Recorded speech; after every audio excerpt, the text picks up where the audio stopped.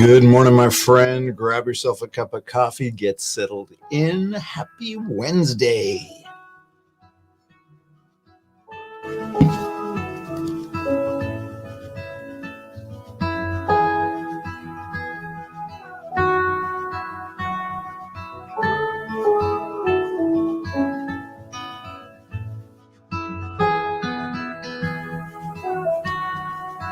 Good morning, good morning, good morning.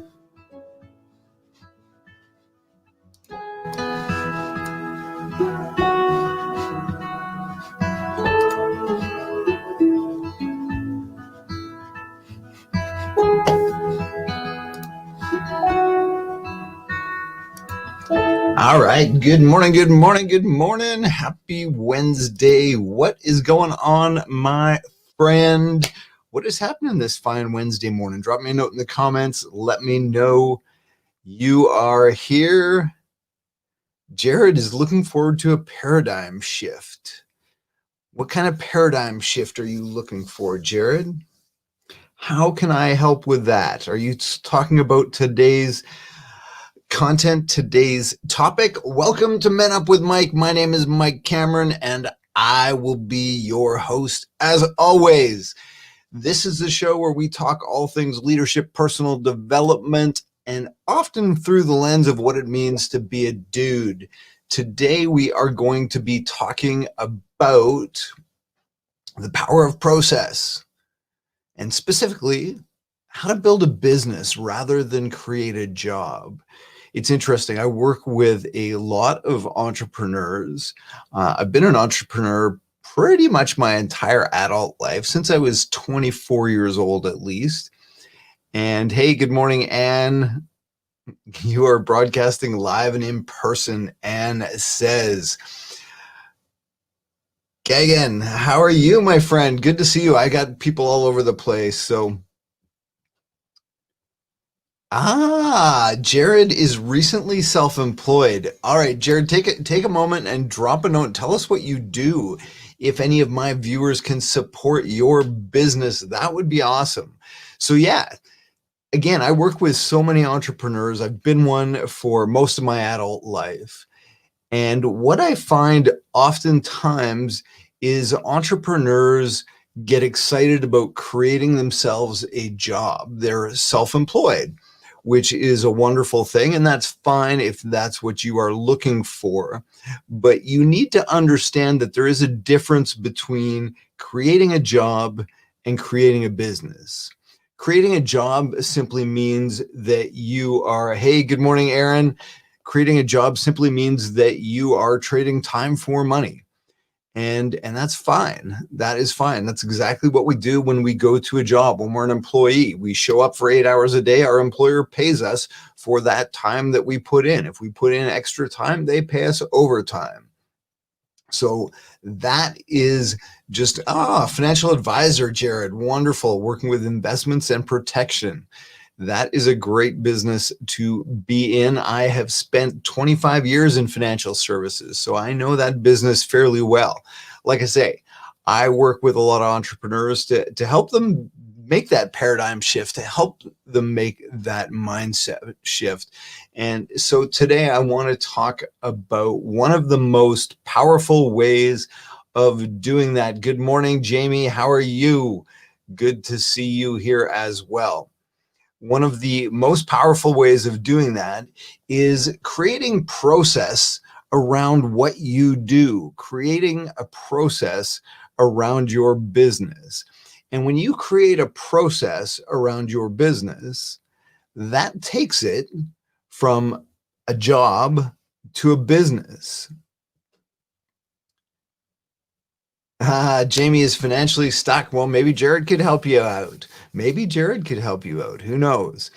Yeah, so when you create a process, a documented process for your business, it becomes just that. It becomes a business. You take the guesswork out of it.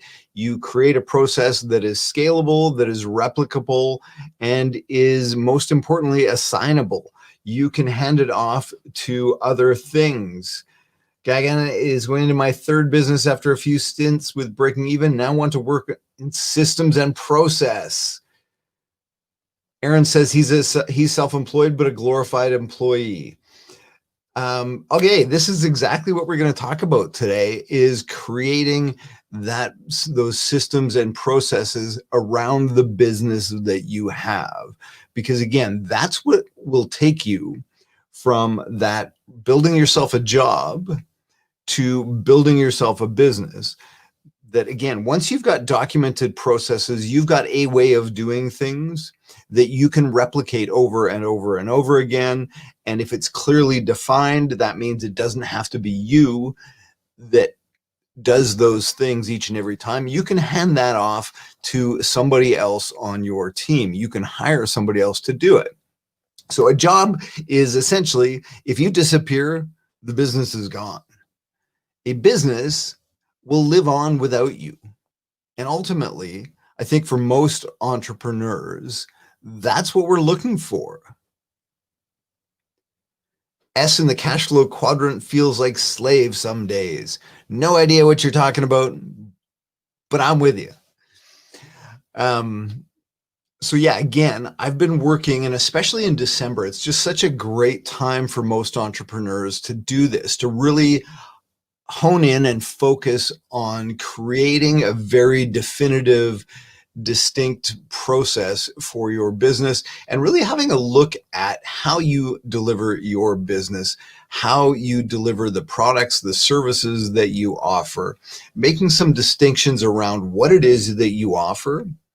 And once you've defined what it is that you offer, creating that process as to how you offer that and what that customer experience looks like. You know, in the mortgage business, we often talked about the customer journey and defining that customer journey.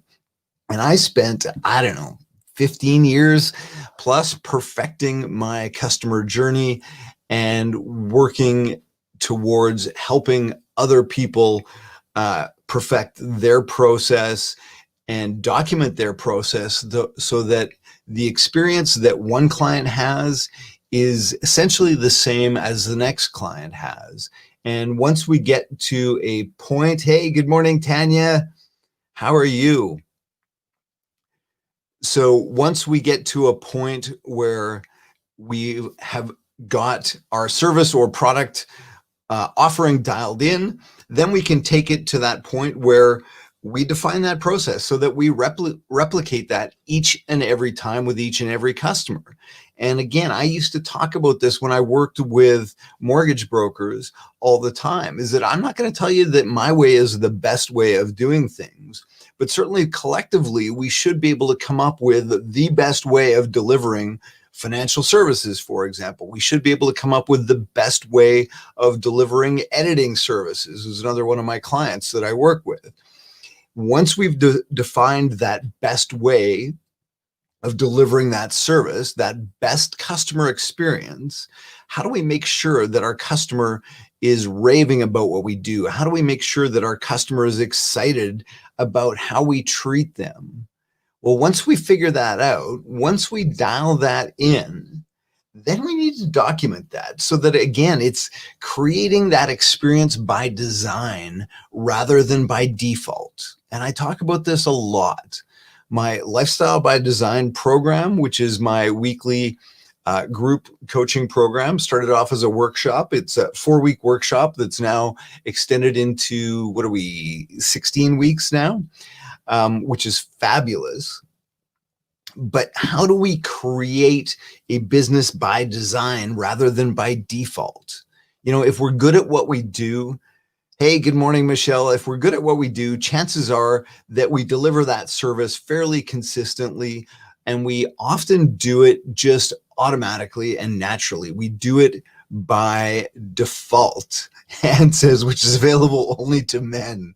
Yes, the Lifestyle by Design program, the group workshops that I've got right now, is geared for men. Although I do have 2 one-on-one coaching clients that are females. So I'm not exclusively working with dudes. It just tends to be where I shine, where I excel. You know what? That's not entirely true. I think I am excelling in both those arenas. So again, creating that business by design rather than by default. Again, if we're entrepreneurs in a specific field, it's probably because we're good at that given field and we excel at it naturally. We deliver that service or product naturally. We do it well naturally. But again, what happens when we disappear? Probably the business disappears with it. If that's the case, then all you've done is built yourself a job. And again, for most entrepreneurs, we want to get away from building the job and building the business. So, how do we do that? Excuse me. All right, let's stop rambling and let's start talking specifics. So, like I said, first thing you need to do is define the offering, the product, the service that it is you offer. If it's multiple, that's fine. Define those. Define what those offerings are. Then for each of those offerings, we're going to define what I call sales stages. So in the mortgage process, it was fairly simple. In the mortgage process, we started with a lead. We got a phone call, somebody that said, hey, I've got a client that needs your services. Can you call Joe? Or Joe calls up and says, hey, Mike, I think I need your services. I don't know. Boom, there's a lead. That's a sales stage.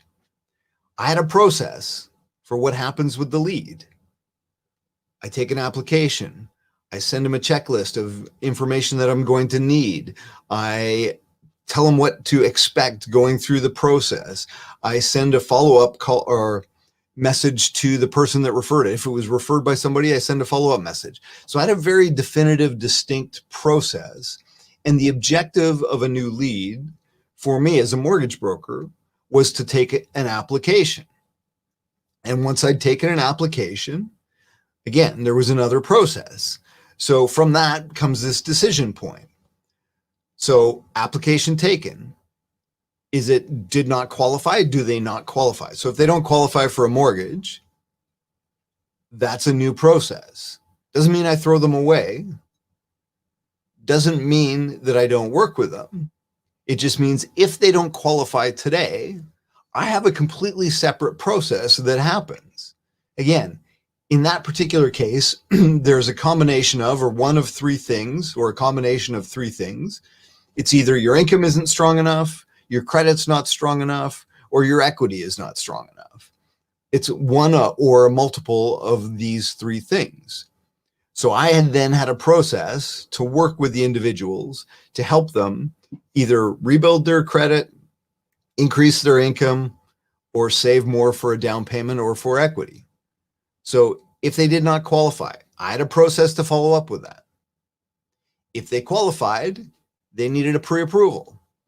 So now there's a process for that pre-approval. There's a number of steps that happen in that pre-approval. So I would define that. I had a checklist. What are the things that happen at that pre-approval stage? Document that, outline that, check that. And then what ultimately happened is I started getting more and more business, and I got to a point where I was getting more business than I as an individual could handle. So I hired a team. I handed my team that process. So I knew that no matter which individual on my team was working with the client, I knew exactly what they would be doing. Obviously, personalities are a little bit different. Everybody tweaks the experience a little bit to their personality, and I wouldn't want to take that away. But the process is always the same. So spending the time to define that process is critical. One of the things that I see entrepreneurs get trapped in, myself included, because I'm a tech geek, is we get excited about technology. And we're looking for the latest and greatest, the next best thing that will take us to that next level. But for most entrepreneurs, we chase technology before we've got the process outlined, before we've got that documented. And we have to take a step back and understand that technology is just the medium to deliver the process. Technology just means that we can be more efficient delivering the process. But if we don't have our process defined, if we don't have our systems defined, then all the technology in the world isn't going to do a lick of good. So before you dive into technology, let's talk about the process. Aaron says, shiny objects. Aaron, I should put on a workshop. Aaron, we can work on that in our group. Aaron works directly with me. So that's maybe that's an additional workshop, Aaron. Maybe it's something we can do inside the group. Maybe that's something we can talk about. Put that on the agenda. Jared says, I work with some great mortgage brokers. They're an essential part of my time, like debt solutions. Yeah, absolutely. But do you have a process defined for how you work with mortgage brokers? Do you have a process defined for what you do if they send you a lead? I'm assuming they're sending you leads or potentially sending you leads. What happens each and every time? I'm going to show you something. This is one that just a quick draft I did for a client of mine. And again, you've got to find what works for you. So this was the process when a new lead came in for one of their products, one of their service offerings. New lead comes in, they decide, is it an academic lead or is it not? If it's not, it goes here. If it is, it goes there. Either way, there's an email that gets sent out with a very specific template that guides them to schedule a consultation. That's the next step in the process. So if they schedule a consultation based on that follow-up, we do the consultation. Then there's the next process. If they don't schedule a consultation within a given period of time, we send a follow-up. And then it just comes this loop. So we follow up within 4 hours, we follow up within 8 hours, we follow up in 24 hours, we follow up in 72 hours, and then we send them a final notice and say, hey, I haven't heard from you. I'm assuming you've gone some other direction. Please let me know. But we never leave it alone. We never leave it up to chance. This loop happens, but this process is documented. And like I said, once we get to the consultation stage, after we have the consultation, after they have the consultation, I'm talking like it's my business. It's not. Once they do the consultation, there's an entirely new process that goes along with it. And again, I worked with another client this week where the flow chart was overwhelming for them. It was too much, like, to wrap their head around. So we just did a checklist. I think I created 5 pages for them. Each page represented a different part of the sales stage. From that lead to, pre-approval, consultation done. So lead, what's the checklist? Here's the checklist of things that need to happen when they're a lead. The objective of a lead, in this case, was to get a consultation. Boom, what are the things we do to get that? Once we get the consultation, then what happens? Obviously, there's going to be a decision process that happens at that point. Either they're a good fit for the service or product, or they're not. If they are, then we stream them accordingly. So again, in this particular case, there's multiple editors that work on multiple different projects. So they're going to stream that person based on that consultation. And based on the results of that consultation, there is going to be a variety of different processes that get followed depending on where they land. Is it a ghostwriting project? Is it an editing project? Is it a book? Is it an article? Is it an academic paper? What is it? Again, there are different processes for the variety of different products that come along with that. But once we define that, The business owner no longer has to be part of that process if they choose not to be. Now we've got a business. Now we've got more than a job. This is something that we can absolutely scale.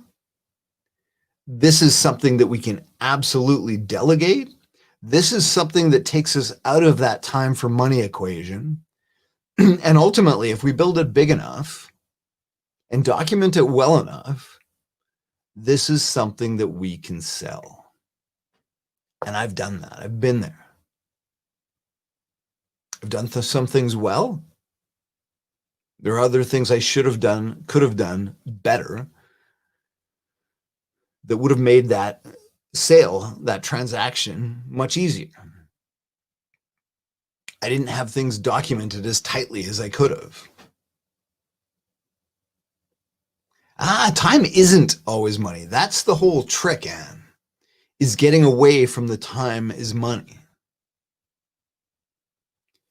Because every time I have to trade my time for money, then I've got to be part of the equation. And what we found in my business, and we used to joke about this, I was often the bottleneck.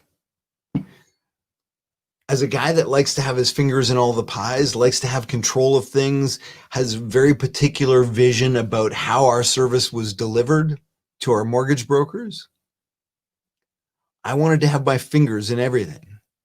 But that was a problem. So once we documented the process, once we documented how things were done, and we could remove Mike from the equation, Mike's spirit was still there. Mike's vision was still there. But once we were able to physically remove Mike from the equation, we got much more efficient. We got much better at what we do. Anyways, my friend, food for thought. Jared, I hope that gives you a little bit of a paradigm shift. Anne and I like to have these word arguments. I love it. I love it. She challenges me every single day. That's a good thing. Challenge the process. Model the way. Challenge the process. Encourage the heart. Enable others to act. Inspire a shared vision. The 5 exemplary practices of leadership. All right, my friends. Okay, time for another plug. I don't know if it's just Christmas. My book is selling like crazy. I'm super pumped. Sales are way up, and I'm really pleased about that. You can get it on Amazon. You can get it at mikecameron.ca. If you are not already a member of my community over at mikecameron.ca, I would encourage you to go do that. Jared, are you a member of the community? mikecameron.ca. Hop on over there. Sign yourself up. Yeah, December is a great time to do this.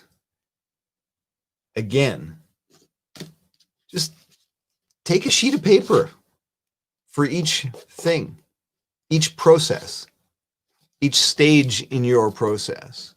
Write out that checklist. If that's easiest for you, do it by hand. All right, my friends, as always, continue to make beautiful shit happen and have yourself a fantastic day.